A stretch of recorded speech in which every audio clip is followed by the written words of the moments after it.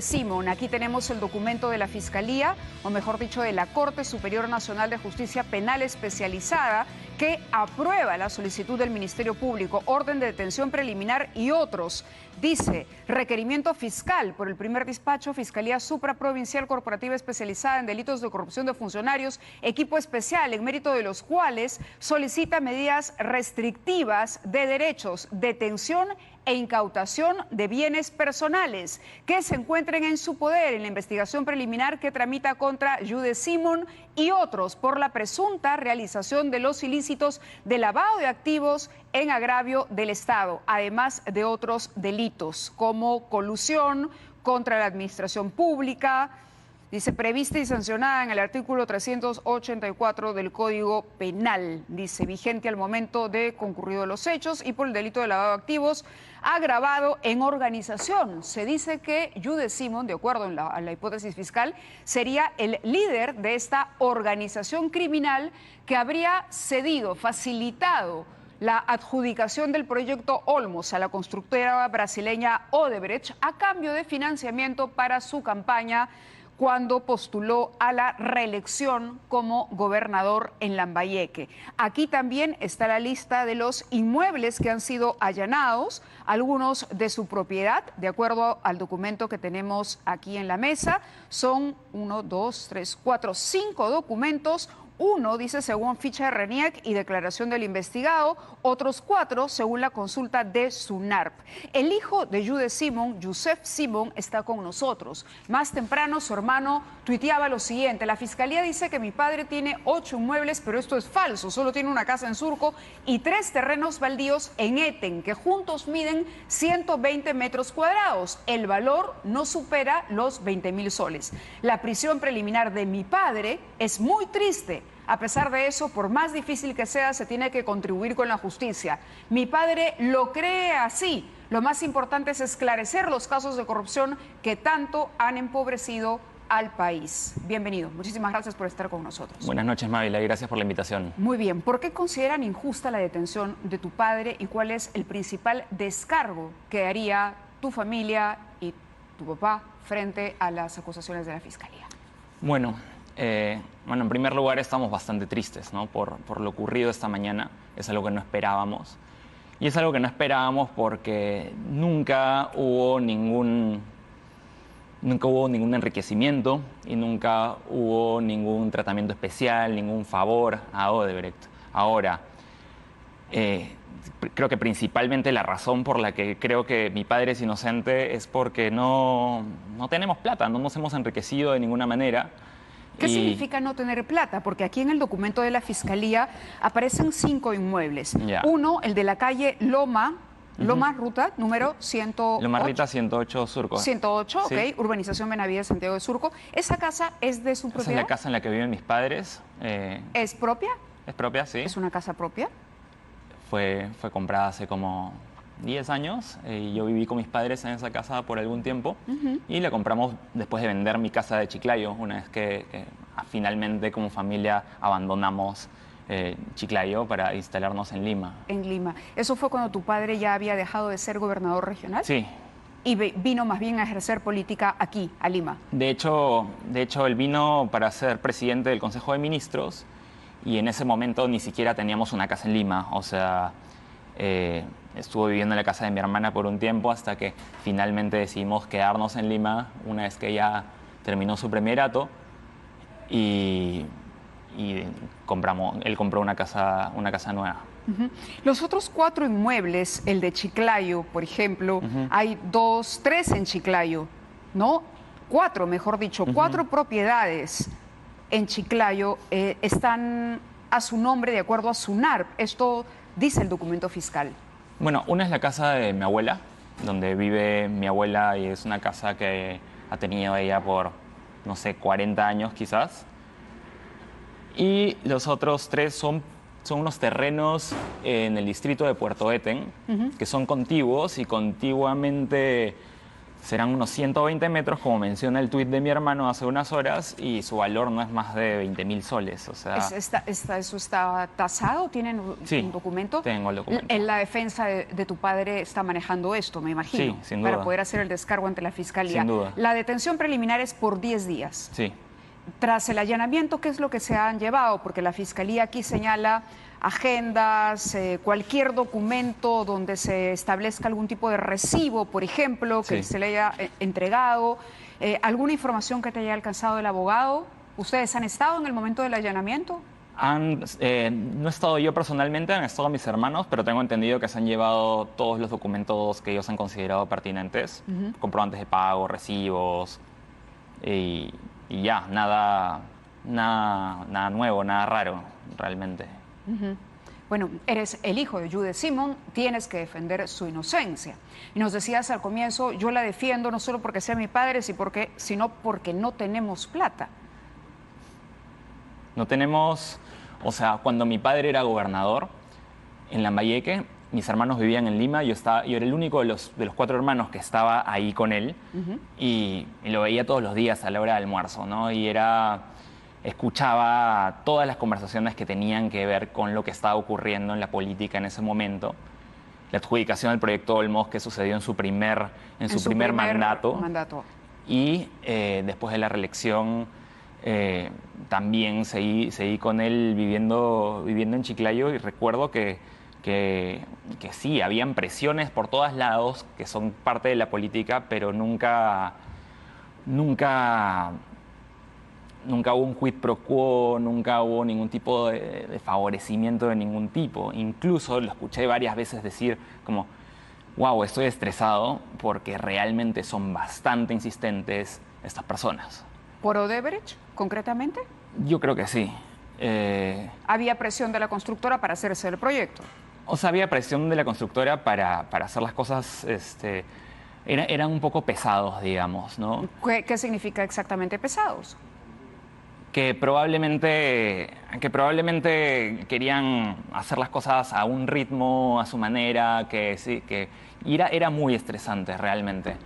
Y en todo ese momento... ¿Habló en particular de alguna o algunas personas con nombre propio? No, lo que yo recuerdo es que él estaba bastante frustrado porque no lo respetaban en su investidura de gobernador. ¿Quién no lo respetaba? A ver, yo estoy parafraseando cosas que él decía, y me imagino que se refería a Odebrecht, pero recuerdo que estaba bastante frustrado por su insistencia con no sé qué tema particular había sido, en qué momento, pero fue una constante, una queja de los empresarios en general, o tal grupo de poder, no recuerdo nombres. ¿Qué significa? Empresas. ¿No? En general. Empresas en general, porque hay un montón de empresas vinculadas a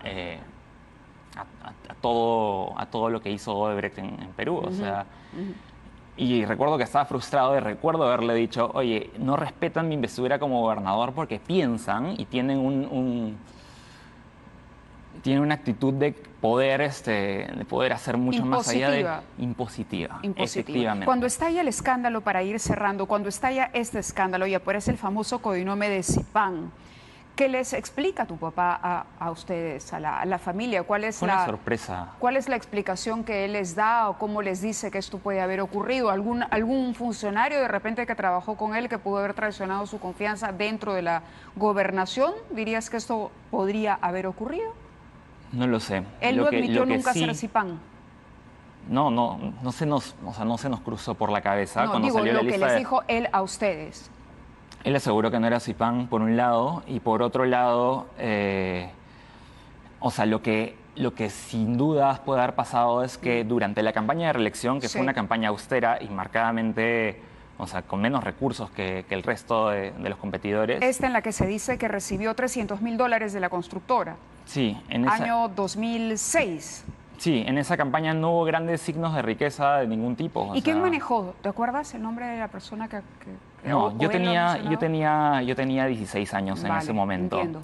Pero recuerdo también a mi padre decir, no tenemos plata para la campaña, acabamos de recibir un apoyo de 5.000 soles de un familiar. 2006. Sí, que celebrábamos los aportes de 2.000 soles, de 1.000 soles de familiares, de amigos, o sea, para hacer unos volantes en la imprenta tal, o sea, Claro. Era una cosa bastante austera, que además era algo a lo que hemos estado acostumbrados, porque él ha participado en procesos electorales desde hace décadas. Entonces, a mí cuando Barata menciona el nombre de mi padre, a nosotros nos sorprendió un montón. No teníamos ni la más mínima idea. Y él negó en todo momento cualquier vínculo con Barata.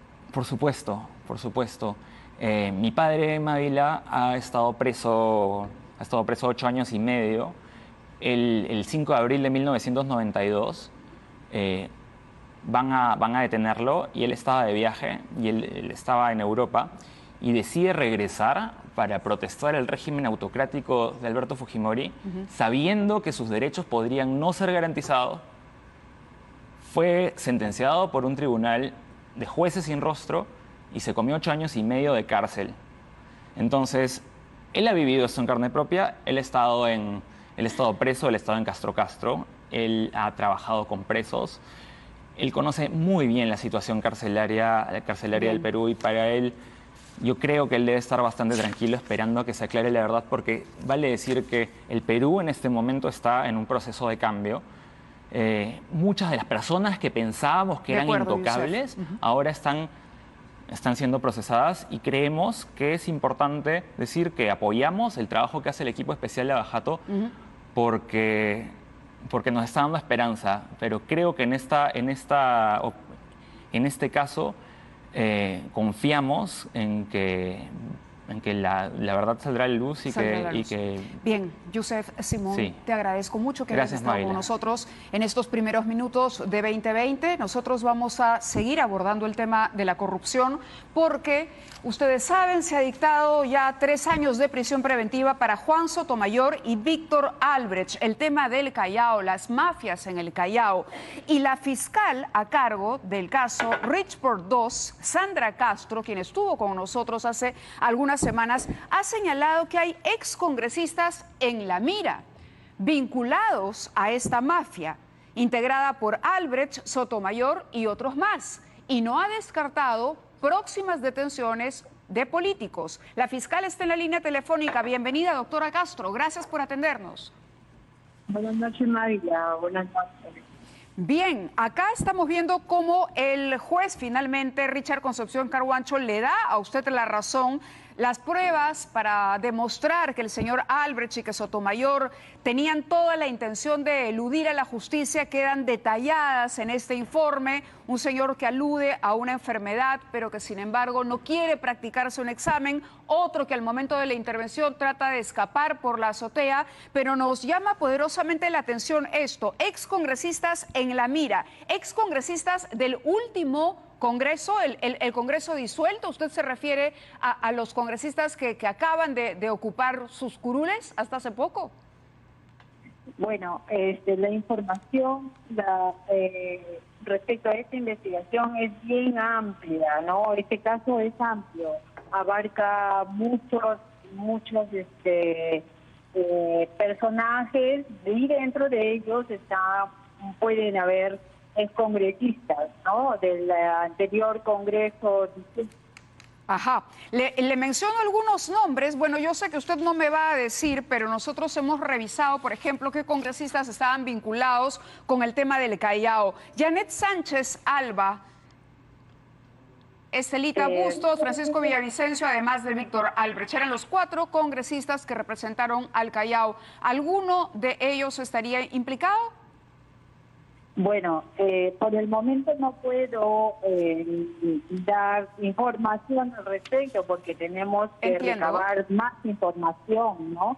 Para por el momento propicio realizar el operativo correspondiente y poder lograr el objetivo de la captura de estas personas, ¿no? De acuerdo.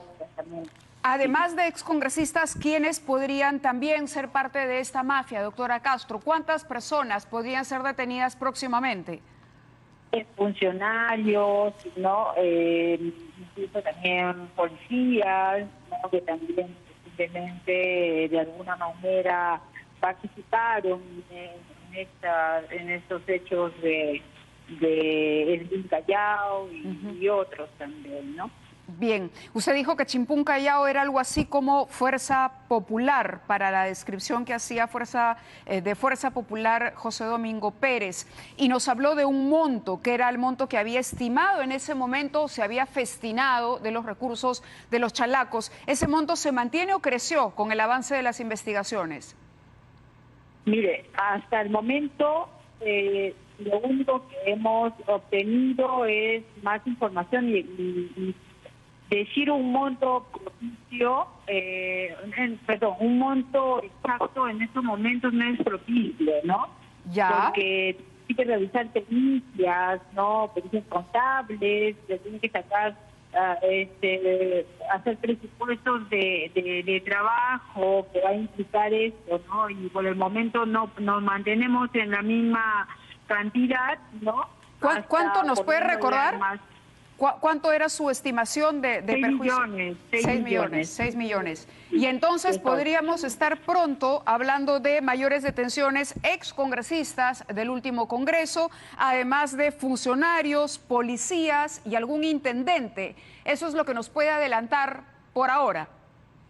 Exacto, sí, eso es por el momento, ¿no? Muy bien, doctora, muchísimas gracias por haber estado con nosotros. Estaremos siguiendo al detalle esta investigación. Recordemos que la fiscal Castro fue una de las que inició toda esta historia de destapes cuando se empezó a interceptar comunicaciones por la mafia, una mafia que tiene que ver más bien con Caracol, y entonces apareció la mafia de Chimpún Callao y apareció la mafia del Poder Judicial, con los brazos de Walter Ríos, Chávarri y otros hermanitos ya conocidos. Beatriz Merino está ahora con nosotros, expresidenta del Consejo de Ministros. Bienvenida, Beatriz, gracias por acompañarnos en este programa. Gracias, Mávila, por la invitación. ¿Algún comentario sobre lo ocurrido con Judith Simón el día de hoy? ¿Te sorprende? Bueno, sí, como no, creo que a todos los peruanos.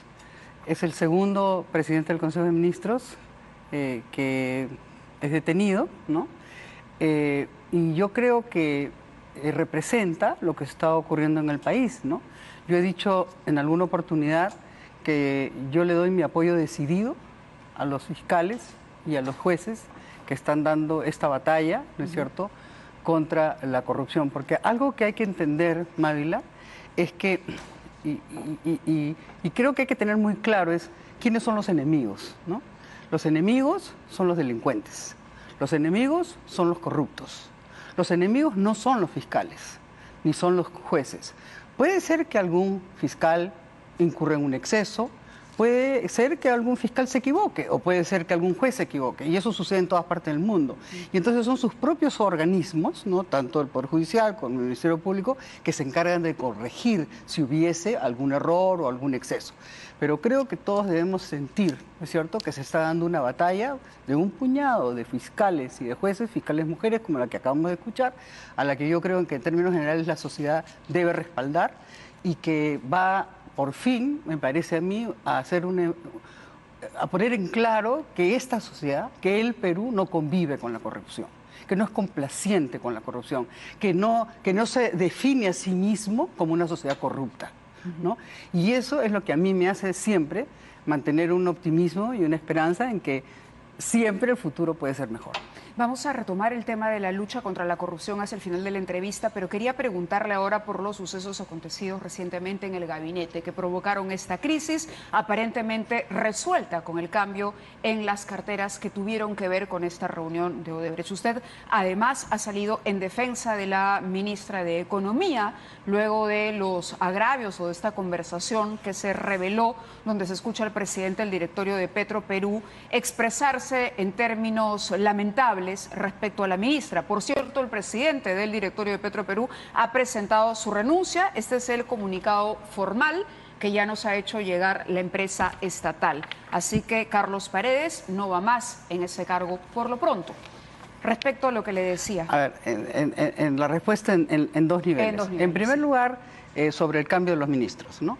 El presidente ha explicado la razón, en una entrevista ha explicado la razón de estos cambios. Creo que algunos estaban realmente digamos, ya cantados, por así llamarlo, ¿no? Como el caso del señor Trujillo, ¿no es cierto?, que ya tenía una investigación. ¿Se demoró el presidente en el caso? Yo pienso que sí, ¿no? Yo pienso que sí. O sea, y probablemente se demoró el señor Trujillo en renunciar también, ¿no? Yo creo que no le hace bien al país sentir que alguien que está siendo investigado precisamente por corrupción mantiene la cartera y el presupuesto, más grande que tiene el Tesoro Público dentro del gabinete, ¿no? Ese es el primer tema. Y por supuesto tiene que definir, y lo definirá un juez, porque nosotros no somos jueces, definirá cuál es su situación penal y judicial. Pero en lo político creo que no es sano, ¿no es cierto?, que un ministro que está siendo cuestionado por un fiscal y que ya está en proceso de acusación, de investigación. Con citación y así todo, es, ¿no? Eso no está bien. Entonces yo creo que eso es una buena decisión.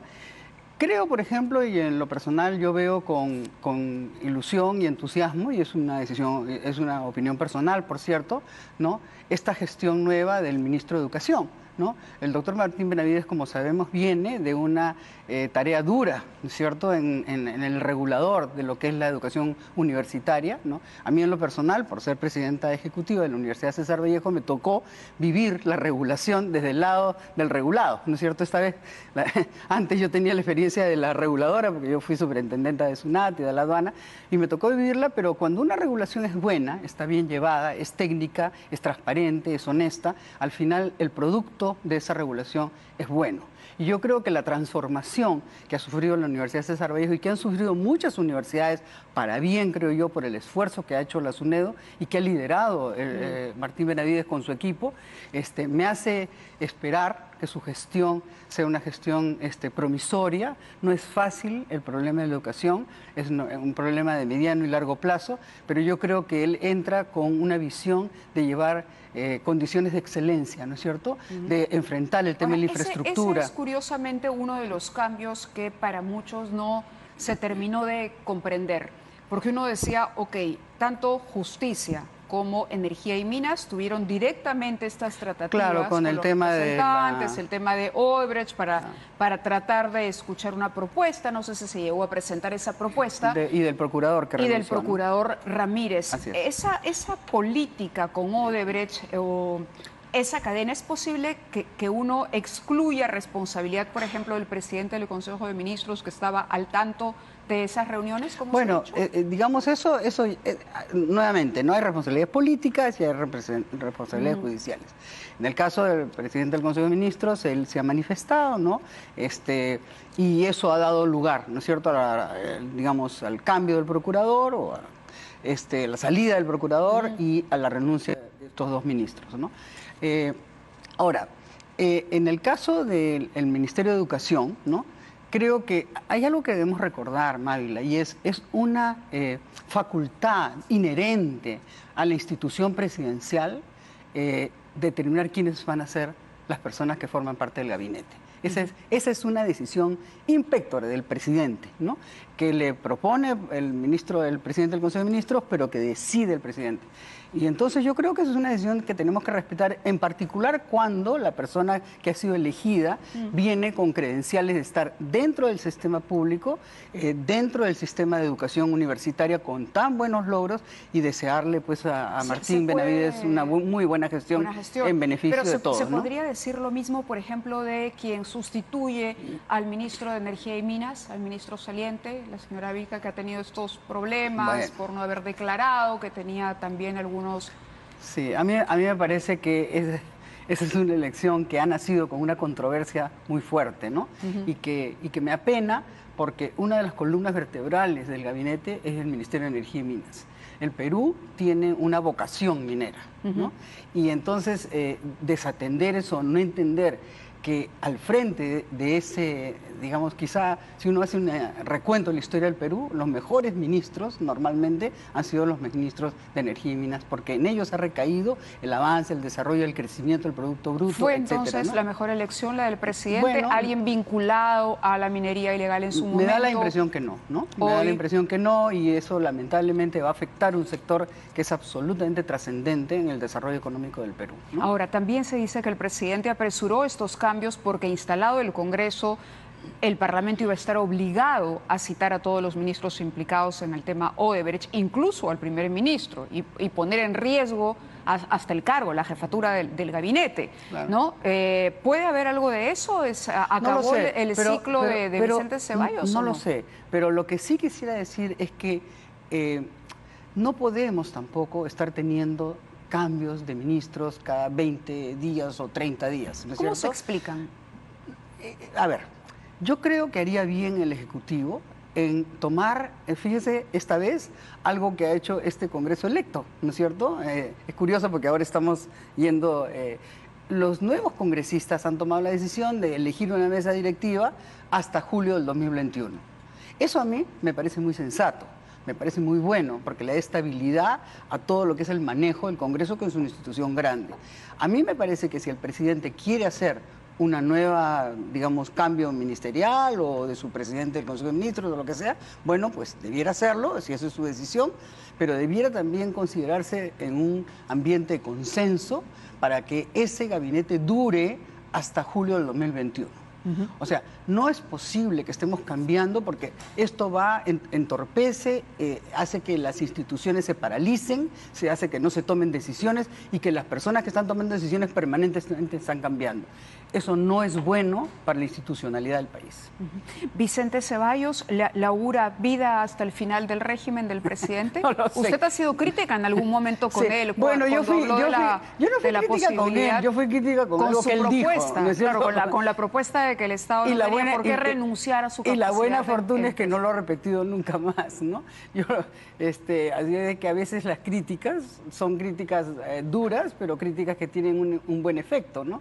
En esa oportunidad se trataba de un supuesto retorno a un belaquismo que yo no sé, nadie había votado por él, y yo creo que fue rápidamente puesto en orden por el presidente la situación, y el mismo primer ministro nunca más volvió a opinar del tema, lo cual quiere decir que quizá fue un producto de, creo que fue en este canal, ya. Pero en todo caso, lo bueno es que le pidió la renuncia, Beatriz. ¿Quién? ¿Usted le pidió la renuncia? Bueno, claro, porque... A Ceballos, en su momento. En su momento por lo que había dicho, porque yo al señor Ceballos no lo conozco, digamos, pero digamos por lo que había dicho, a mí me parecía insólito e inaceptable que se plantee que el Perú regrese a una década que fue nefasta en lo económico, ¿no es cierto?, y que además le produjo atraso y pobreza al Perú. Entonces, nosotros tenemos que luchar porque haya cada vez menos pobres, para que haya más empleo estable, para que haya desarrollo, para que la recaudación suba, y eso no se logra regresando a políticas económicas que están ya, y no solo en el Perú, en el mundo entero. Hoy es el jefe del gabinete y debería permanecer hasta el final. Esa es una decisión del presidente, y también de él, ¿no? Pero si va a haber un recambio, mi única sugerencia, mi único pedido, mi invocación sería que sea un recambio que dure hasta el final, ¿no? Porque creo que eso sería lo mejor para el Perú. Estoy tratando de arrancarle la respuesta evaluadora sobre el papel y el desempeño del señor Ceballos. Las últimas encuestas no lo ha tocado este cambio ministerial, pero probablemente con un Congreso en actividad, quizás sí, quizá tendrían que haberlo llamado. Este señor, digamos, fue, de acuerdo a todas las versiones, enterado. Pero no solo él, ¿no? O sea, el gabinete en general creo que lo aprueban 1 de cada 4 peruanos, ¿no?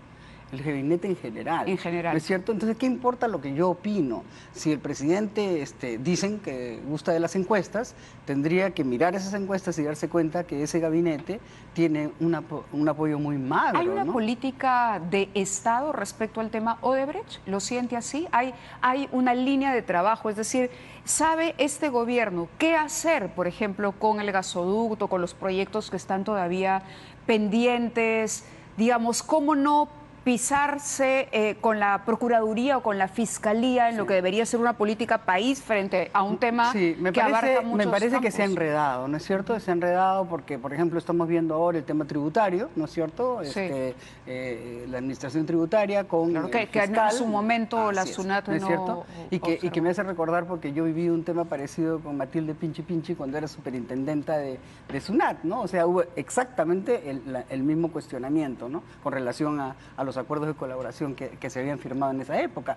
Entonces, lo que yo creo que efectivamente falta una armonización, ¿no? De lo que es el tema de Odebrecht. Es un tema que nos ha desangrado políticamente. Tenemos 2 primeros ministros en cárcel, tenemos un presidente suicidado, tenemos presidentes que están detenidos o por ser detenidos y ya todos, bueno, detenidos en Estados Unidos, detenidos acá. Entonces yo creo que yo no estoy de acuerdo en eso de que hay que sacar el tema Odebrecht de la agenda pública. No. O sea, yo creo que es el mayor esfuerzo de limpieza, ¿no es cierto?, ética y judicial que está haciendo el Perú en muchos años, y eso me parece muy bien. Por eso yo digo que respaldo a los fiscales y a los jueces. Pero lo que sí es que debería ser conducido de una manera quizás más armónica, ¿no? Hay demasiado desorden. Y lo otro que quería responder con relación a la ministra de Economía, sí, por favor. Quería decir lo siguiente. Yo no creo que la ministra de Economía necesite que nadie la defienda. Ella es una joven brillante que ha tenido una carrera académica brillante en la mejor universidad del mundo, ¿no es cierto? Y que además a una edad muy joven ha llegado a ponerse al frente de uno de los ministerios más complejos de nuestra república, es el Ministerio de Economía. Lo que yo manifesté ayer era que yo le brindaba a ella toda mi admiración y todo mi respeto. Y mi opinión de que quien la había insultado no podía permanecer en el Estado. Bueno, no permanece. Bueno, pero ¿por qué? Yo creo que es bueno que digamos la razón, porque la violencia contra las mujeres, Mávila, empieza con la violencia verbal. O sea, la violencia verbal y la violencia psicológica es el primer escalón de la violencia contra mujeres y hombres, dicho sea de paso, pero en particular en este caso contra las mujeres. Y estamos viendo cómo estamos casi desbordados, ¿no es cierto?, en el tema de feminicidio y en el tema... Y una persona que encarna, ¿no es cierto?, la autoridad, la investidura que encarga una joven ministra de Economía, no podía ser insultada públicamente de esa manera. Y yo me alegro ahora, de que eso... El señor Paredes alega que era una conversación privada. No, bueno, es que mire... Entonces pasemos al tema del uso del lenguaje soez, ¿no es cierto? O sea, el lenguaje es el canal de la violencia. O sea, nosotros cuando usamos, o sea, cuando se usa ese lenguaje soez es que estamos inmersos en el lenguaje de la violencia. Y no puede haber, Mávila, no podemos aceptar que una persona que ha ido probablemente a un muy buen colegio, a una muy buena universidad y que ha tenido acceso a las mejores oportunidades de trabajo y de cultura y de educación, se exprese como un lumpen o como un delincuente. O sea, las sociedades se definen a sí mismas, las personas en las sociedades se definen a sí mismas por cómo utilizan el lenguaje. Entonces yo me pregunto, ¿no?, cuando las personas que han ido a los mejores colegios y han ido a las mejores universidades se expresan como un delincuente o se expresan como un lumpen, o sea, ¿cuál es el siguiente paso? El siguiente paso es la violencia psicológica y el siguiente es la violencia física. No estoy diciendo que en este caso la ministra fuese a ser objeto de esto, pero lo que estoy describiendo es un proceso. Por eso es que es importante que la sociedad reflexione. Y el mensaje hoy día en el Perú es el siguiente: no se acepta este tipo de lenguaje de violencia psicológica contra la mujer en el Estado peruano. Y yo le puedo asegurar que las corporaciones, sobre todo las mejor establecidas y las de mejor gobernanza, tampoco lo aceptan. No hubiesen aceptado un insulto de esta manera y esa persona hubiera sido despedida en el acto en el sector privado. Eso está bien. ¿Debió despedirse al presidente del directorio y no esperar su renuncia? Entonces, yo creo que sí. Personalmente creo que sí, pero bueno, ya se dio la salida de ¿cómo se llama? Y porque yo creo que la continuación de eso era inaceptable. Era inaceptable y nuevamente estoy convencida que la ministra no necesita que ni yo ni nadie la defienda. Yo creo que quien llega a ser ministra de Economía a la edad que haya llegado, después de haber pasado por las mejores universidades del mundo, es una mujer joven que que todos tenemos que saludar con admiración. Antes de terminar, quería preguntarle por esta situación que se presenta ahora que el Congreso podría aceptar la renuncia de Mercedes Arauz Sí. y la ausencia de o la falta de un vicepresidente. ¿Quién podría o debería ocupar el despacho presidencial en ausencia del presidente Vizcarra si es que la señora Arauz finalmente deja el cargo? Yo creo que esa es una situación desafortunada, ¿no? Porque hemos escuchado ayer al presidente del Congreso, que seguramente ya ha hecho las consultas constitucionales al respecto, que él no puede asumir. ¿Quién está encabezando una de las listas? El señor Exactamente, Merino, de bueno, Acción perdón, el cuasi presidente. El cuasi presidente, claro, porque va de candidato y tiene ya. Entonces, eso es algo, en mi opinión, que es muy desafortunado, porque la respuesta que él dio dijo, bueno, ¿cuál es la solución? Bueno, la solución es que no viaje y que más bien designe a alguien que habrá que... A mí me parece malo para el Perú, ¿no es cierto?, que el presidente de la República no pueda asistir a eventos internacionales, diplomáticos, de relaciones internacionales. ¿Podría ser el señor Ceballos, por ejemplo? No, yo no creo eso. O sea, yo creo que ese va a tener que ser un debate dentro del Congreso sobre si le acepta o no la renuncia a la vicepresidenta, ¿no? ¿Estaría por la renuncia o por que se mantenga en el cargo? Mi opinión muy personal es que debiera mantenerse en el cargo, precisamente para poder permitir que el presidente de la República nos pueda representar como corresponde en las funciones internacionales a las que el Perú pueda ser invitado, ¿no?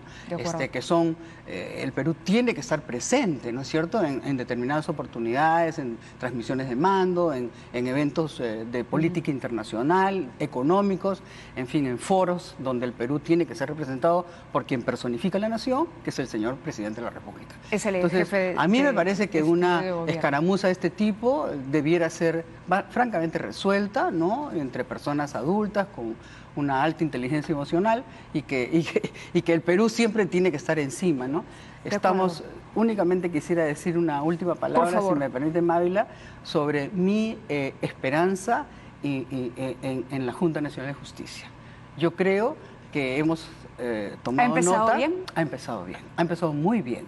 Primero que tenemos que recordar de dónde viene, ¿no? O sea, viene de un por eso es que también tenemos que contar las buenas historias, ¿no? Vienen de un caos, ¿no es cierto?, que era el Consejo Nacional de Magistratura. Ha empezado con un plan de 180 días, que ya está en su web. Dicho sea de paso, yo no soy vocera soy miembro del Consejo Consultivo, pero no soy vocera ni nada. Lo que estoy diciendo es público, ¿no? Está en la página web. Ha iniciado, digamos, con medidas o convenios, entiendo que se están estudiando con la Unidad de Inteligencia Financiera, con la Contraloría, para tener información sobre las personas que van... Suspender a Chávarri, por ejemplo, y a Bueno, Tomás yo Alves. creo que ellos han tomado, ¿no?, que ellos han evaluado, ¿no es cierto?, en cuánto se afecta la credibilidad del sistema de justicia, y han tomado estos dos caminos, ¿no?, los procesos inmediatos y los de investigación preliminar. En el caso del señor Chávarri y del señor Gálvez han optado por el proceso inmediato, que tiene que ser resuelto en 180 días. Pero una cosa que sí quería contarle es que cuando se instaló el Consejo Consultivo, uno de los magistrados, en este caso el doctor José Ávila, nos manifestó algo que me pareció muy interesante y que ojalá todos respaldemos. Nos manifestó a todos, ¿no?, que en uso de su iniciativa legislativa, la Junta Nacional de Justicia, una vez instalado el Congreso, iba a presentar un proyecto de ley para que, al igual que en el artículo 13 y 14 de la Ley Orgánica de la Ley Española, ¿no?, cuando alguien del poder político o económico quiera hacer un lobby, una recomendación o una gestión de intereses por alguien que esté en un proceso de ratificación, de nombramiento, proceso disciplinario, eso es un delito. Y de inmediato el magistrado tiene que ponerlo en conocimiento del presidente del Congreso y del fiscal de la Nación. Eso me parece estupendo. Muy bien, entonces empezamos bien. También hay buenas noticias en medio de todo. Gracias, Beatriz, por su presencia en el programa. Vamos a hacer una pausa y regresamos con más. A propósito de esta conversación que salió a la luz del presidente del directorio de Petroperú, el señor Paredes, hoy que ya no está en el cargo, que ha presentado su renuncia. Él pedía $1.500 millones a la ministra de Economía para la refinería de Talara. Vamos a hablar de eso. ¿En qué está la refinería de Talara? Volvemos después de la pausa.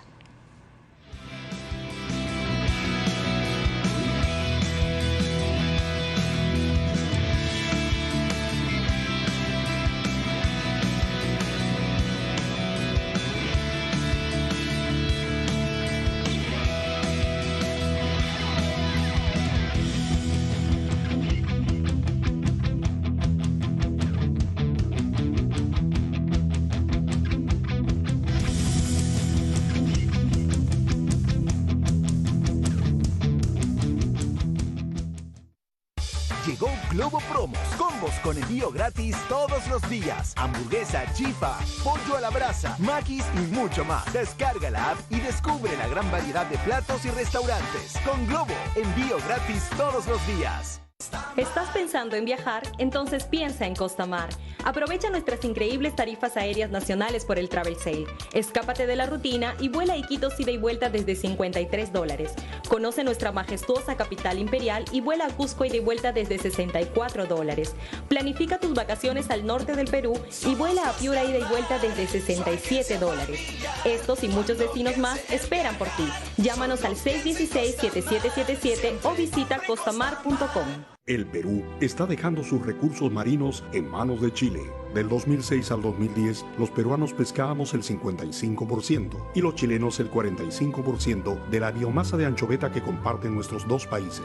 Del 2011 al 2019, después de la prohibición de la pesca industrial en el sur, los chilenos pescan el 69% y los peruanos solo el 31%. La prohibición de la pesca industrial de anchoveta en el sur peruano ha sido un verdadero regalo para Chile. En los últimos 8 años, los pescadores de las flotas pesqueras peruanas han dejado de percibir remuneraciones por $97 millones que han ido directamente a las manos de los pescadores chilenos.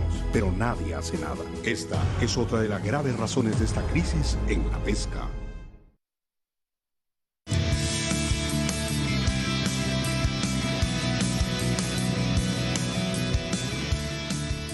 Muy bien, Eduardo García Rosell, expresidente de Petroperú, está con nosotros. Ha renunciado el señor Paredes, Carlos Paredes ha renunciado a la presidencia luego de los audios sobre la ministra de Economía. Él se expresaba y reclamaba a otra persona, bueno, en términos que no vamos a repetir, que la señora ministra le había negado 1.500 millones de dólares que eran muy importantes para poder sacar adelante este proyecto. Ella, sin embargo, opinaba lo contrario, que esto no está presupuestado. ¿Qué pasa con la refinería de Talara? Es, como se dice, un elefante blanco, es una obra hasta allí. Nosotros en algún momento este programa visitó las instalaciones de la nueva refinería de Talara, precisamente cuando Eduardo García Rosell era presidente de Petroperú, y por eso lo hemos invitado para conocer la situación de la empresa estatal y también de este proyecto iniciado durante el gobierno del expresidente Humala. Bienvenido, muchas gracias. Muchas gracias, Mávila. ¿Cabía pedirle esa cantidad de dinero a la ministra? ¿Hizo bien ella en negarse? Pienso que no. Esto ya estaba estructurado, ya había un plan de financiamiento para lograr los recursos suficientes para financiar el proyecto y esa debió haber sido la ruta. Pero más que ello, el tema era qué se hubiese hecho con ese dinero. Pagar los bonos no tenía sentido, hubiese sido carísimo, porque esos bonos que vencían más adelante, hoy se cotizan al 114% de su valor nominal o al 125%, o sea, hubiese sido muy caro. El crédito con garantía de cese del gobierno español tiene una tasa de interés de 3.28%. Entonces, si hubiese obtenido recursos del Estado, quien se hubiese tenido que endeudar o emitir para cancelar estas obligaciones. En mi opinión, se tenía que seguir con el plan que inicialmente se trazó. ¿Cuánto costaba la refinería de Talara y cuánto cuesta hoy? Porque hablamos también de un incremento de gastos y una de las preguntas que nos hacemos los peruanos es, ¿esto fue un capricho del señor Humala? ¿Vale la pena tener una refinería nueva como la que visitamos en algún momento? Es difícil dar una respuesta porque la pregunta podría ser, ¿se justificaba hacer la refinería o no? ¿Se justificaba? Yo puedo dar respuesta en función a lo que nosotros encontramos, y al decir nosotros me refiero a Gonzalo Tamayo como ministro de Energía y Mina, a Augusto Bertel, que él fue presidente directorio en los 3 meses que estuve gerente general antes de asumir la presidencia. Y lo que ya teníamos era lo siguiente. Número uno, desde una óptica legal, hay una ley que le daba el mandato a Petroperú a hacer la refinería. Y Petroperú tenía que hacer la refinería. Políticamente, la única manera de parar ese proyecto era derogando la ley. Y ningún político en esa época ni en esta época iba a derogar esa ley. Eso quiere decir que la ley todavía no ha sido derogada. No, la ley está vigente y la refinería hay que concluirla. Correcto. Por mandato legal. Por mandato legal.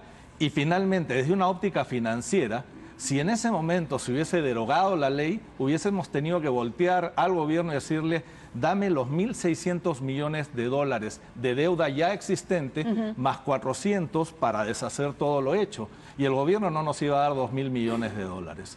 Ante ello, ¿En qué situación está hoy Talara?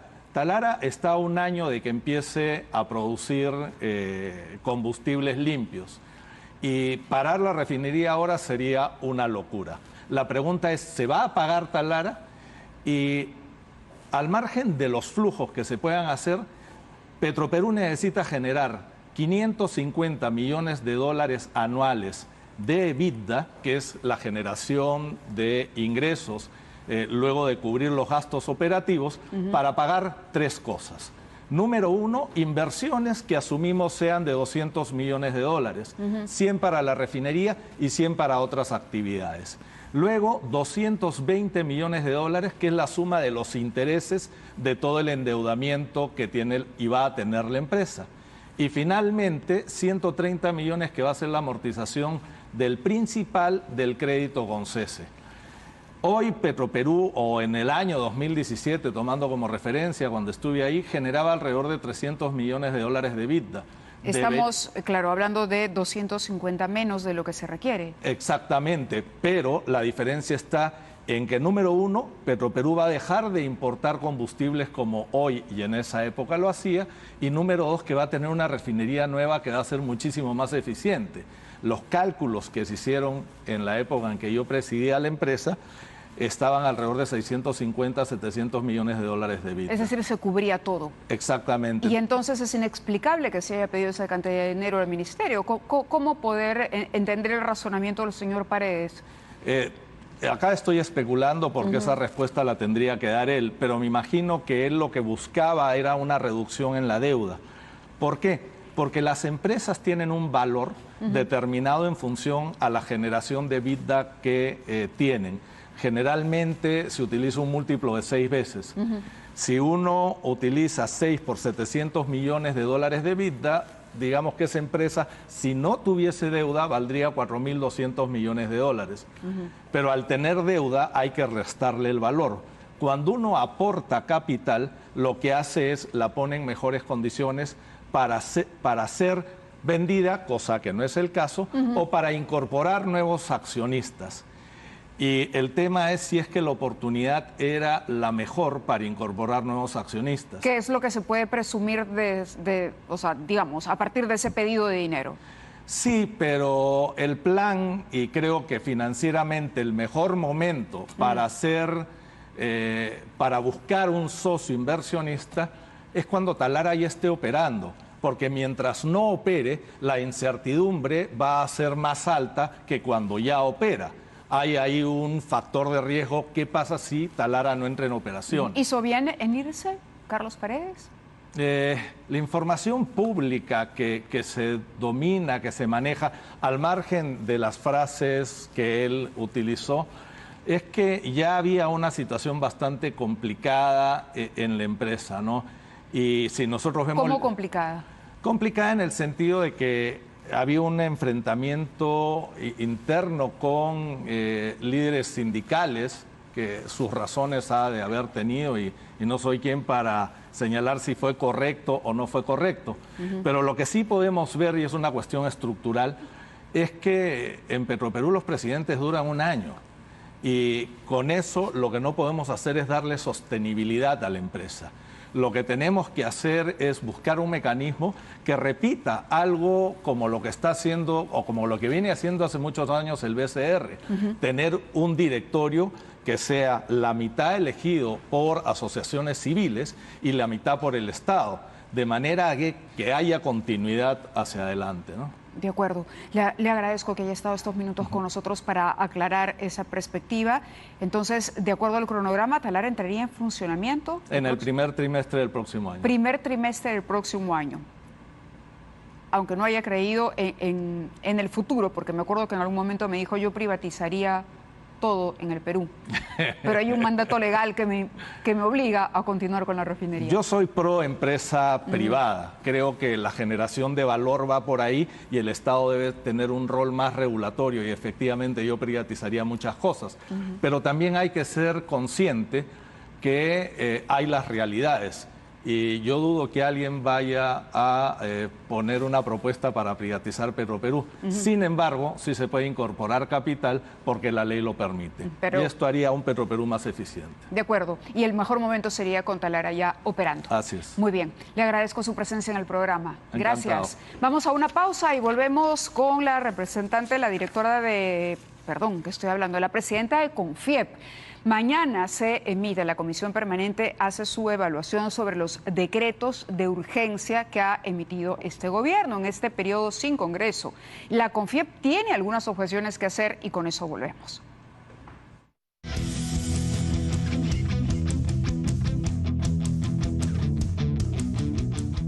El Perú está dejando sus recursos marinos en manos de Chile. Del 2006 al 2010, los peruanos pescábamos el 55% y los chilenos el 45% de la biomasa de anchoveta que comparten nuestros dos países.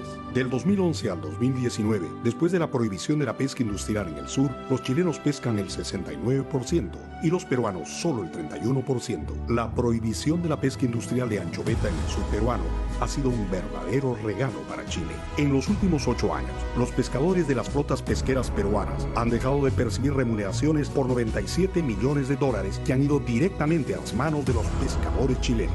Pero nadie hace nada. Esta es otra de las graves razones de esta crisis en la pesca.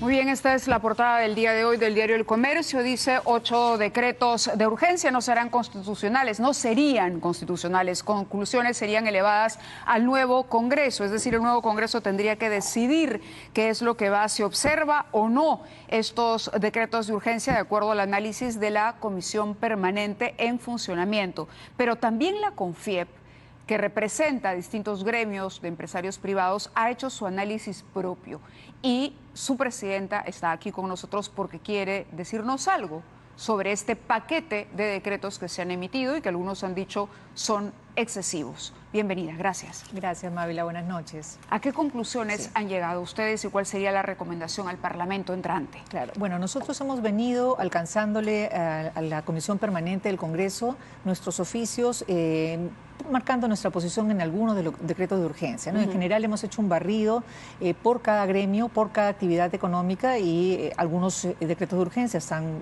digamos, bastante bien, otros necesitan reglamentación, otros necesitan algunos ajustes, pero hay algunos transversales que sí nos preocupan, ¿no? Por ejemplo, en el caso del decreto 17, que tiene que ver con la educación técnica, se regresa a la figura del silencio administrativo negativo. Y la tendencia, lo que había marcado la ley anteriormente, la ley del silencio administrativo, que fue modificada por un decreto legislativo posteriormente, indicaba que el silencio negativo era una excepción que tenía que fundamentarse de manera adecuada para justificar su existencia. Entonces, lo que se ha hecho con este decreto, por ejemplo, es que en el caso de las renovaciones de licencias de institutos, es decir, aquellos que ya pasaron el aro de un licenciamiento y han cumplido toda la regulación y pasado los 5 años que establece la ley actualmente, o establecía la ley actualmente, pasaran al proceso de relicenciamiento, entonces han sufrido una metamorfosis. ¿De qué se trata y en qué sentido ha sufrido este cambio? En la norma actual se le retira al funcionario público la sanción, digamos, de manera expresa que venía en la ley, cuando se demora en atender los expedientes de relicenciamiento. Anteriormente se demoraban 90 días, se ha extendido a 120, pero con el agravante de que si el funcionario no contesta, simplemente sin causal, sin razón, sin un punto, digamos, que justifique por qué se deniega la licencia, y no contesta a los 120 días, uno tiene que dar por denegada su licencia. Entonces, denegada. Denegada. Esto es una arbitrariedad que yo creo no se sopesó de manera adecuada al momento de ¿Y los afectados serían los institutos? Y los afectados serían las entidades, en este caso educativas, que han invertido, son 800 y pico de institutos que funcionan a nivel nacional, 60 ya están licenciados, o sea que estos 60 que vayan a entrar a un proceso de relicenciamiento, en caso de pereza, digámoslo así, del funcionario de turno, al no contestar sin ninguna causal, daría por denegada la solicitud de relicenciamiento de un instituto. Y eso en realidad es un retroceso que es muy lamentable, ¿no? Ustedes también tenían una preocupación respecto al tema de, bueno, este es el único tema en educación, porque creo que hay varios, ¿no? No, hay varios. En el decreto, digamos, hay varios puntos en muchos de los decretos de urgencia, ¿no? Hay otro decreto que es el 002, que tiene que ver con los colegios de educación básica, en los que, por ejemplo, sí se viola un artículo de la Constitución. La Constitución dice que las personas naturales y jurídicas pueden conducir entidades educativas. En este caso se restringe solamente a, perdóname, ese es en el 17 también, en el profesionales de la educación, me imagino. No, se restringe a que las entidades educativas sean personas jurídicas per se. Es decir, ya no entra a tallar una entidad promotora, que puede ser una persona natural o una persona jurídica como manda la Constitución, sino que la entidad educativa se tiene que constituir como una persona jurídica. Entonces, esto es una clara violación a un artículo que me parece que es el 15 de la Constitución, que garantiza que las personas naturales o jurídicas pueden conducir una entidad educativa. Desde el sector privado, ¿qué le diría al gobierno a partir de estos decretos y del manejo que se está haciendo del tema económico en el país? Claro, mira, Mávila, yo creo que en realidad cuando en el Estado no hay un equilibrio de poderes, como nos ha sucedido con esta ausencia del Congreso de la República durante largos meses, tenemos un solo poder, que es el que tiene la facultad, en este caso, de legislar. Y esta legislación que se ha expedido a lo largo de estos decretos de urgencia no necesariamente han sido consensuados con nadie. Cuando uno, digamos, trabaja un texto legal, y digo trabaja porque me incluyo, los gremios participan de las convocatorias, digamos, que se hacen en el Congreso, son recogidas todas las opiniones de las instancias públicas, del sector privado, y se hace un consenso para poder emitir una ley que sea lo suficientemente equilibrada. En este caso no ha sido así, ha sucedido que el gobierno... ¿De exceso? En algunos casos sí. No ha contado con la participación absolutamente de ningún sector, y se han emitido estos decretos que ahora lamentamos en algunos de ellos. ¿En ningún momento se contactó a la CONFIEP o ustedes expresaron algún tipo de preocupación por directamente ejemplo, al gabinete? No, porque se nos ha llamado, por ejemplo, como con el caso del Ministerio de Trabajo, cuando los decretos ya estaban publicados, se nos ha llamado para expresarnos las causas que generaron el decreto, pero no para consensuar, digamos, un argumento que pudiera ser válido para cambiar alguna parte del decreto de urgencia. Y también me refiero al decreto 44, por ejemplo, que tiene que ver con la seguridad en el trabajo y con este tema con las lamentables muertes que hubieron en algunos casos emblemáticos en Lima. El caso McDonald's, por ejemplo. Ahí ha habido una modificación al Código Penal, a través del cual, cuando un trabajador, porque pueden haber accidentes que sean causados por negligencia de la empresa y otros que sean causados por la negligencia del trabajador también, que no cumple de pronto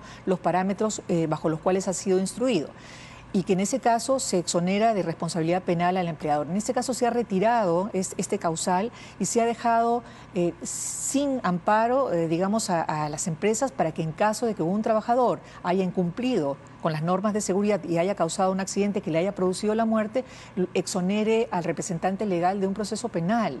Entonces, digamos, para hablarlo en coloquial, va preso teniendo o no la culpa. ¿Hay una actitud antiempresa privada que ustedes perciban? Yo lo que siento es que de repente ha habido demasiado celo.